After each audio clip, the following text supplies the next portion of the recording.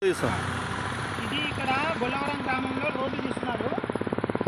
ఇప్పుడు ఈ రోడ్డు తీసినప్పుడు ఒక మీటర్ ఇక్కడ ఇస్తే ఈ స్తంభం ఉంటుంది, ఎలక్ట్రిసిటీ ఉంటుంది. ఈ స్తంభం కాడ ఇప్పుడు చూడు కొద్దిగానన్నా వాళ్ళు ఏం చేస్తారో ఏమో చేసి పని చేసే వాళ్ళు కూడా ఈ స్తంభానికి రాళ్ళు బయటకు వచ్చేసినాయి. ఇప్పుడు ఈ స్తంభం పడిపోతుంది. కొద్దిగా గాలి వచ్చిందంటే మొత్తం స్తంభం పడిపోతుంది. దీనివల్ల ఎంత నష్టము? దాదాపు ఈ ఎలక్ట్రిసిటీ డిపార్ట్మెంట్ మళ్ళీ దీన్ని చేయాలంటే పునరుద్ధరణ చేయాలంటే ఎంత కష్టమవుతుంది?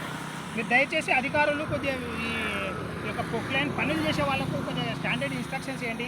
ఇటువంటి దీని దగ్గర కరెంటు స్తంభాల దగ్గర కొద్దిగా ఒక మీటర్ దూరం ఇచ్చి కొద్దిగా దాన్ని ప్రొటెక్ట్ చేస్తే సమాజానికి దేశానికి ఉపయోగపడుతుంది. కానీ అన్ని ఇష్టపడినట్టు ఎవరికో పని చేసి ఏదో చేయాలంటే నామకా వస్తే పని చేసుకుంటే రైతులకు రస్తాలు ఇవ్వకుండా చేనులకు పోవడానికి చాలా ఇబ్బంది పెడుతున్నారు.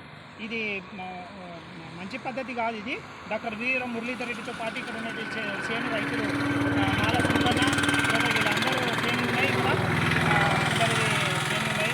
అందరు గుట్టకు తీసుకొని చేసుకునేటువంటి రైతులు కూడా ఉన్నారు. వాళ్ళకంతా ఇబ్బంది పెట్టకుండా రైతులను ఇబ్బంది పెట్టకుండా చేయాలని కోరుతున్నాను.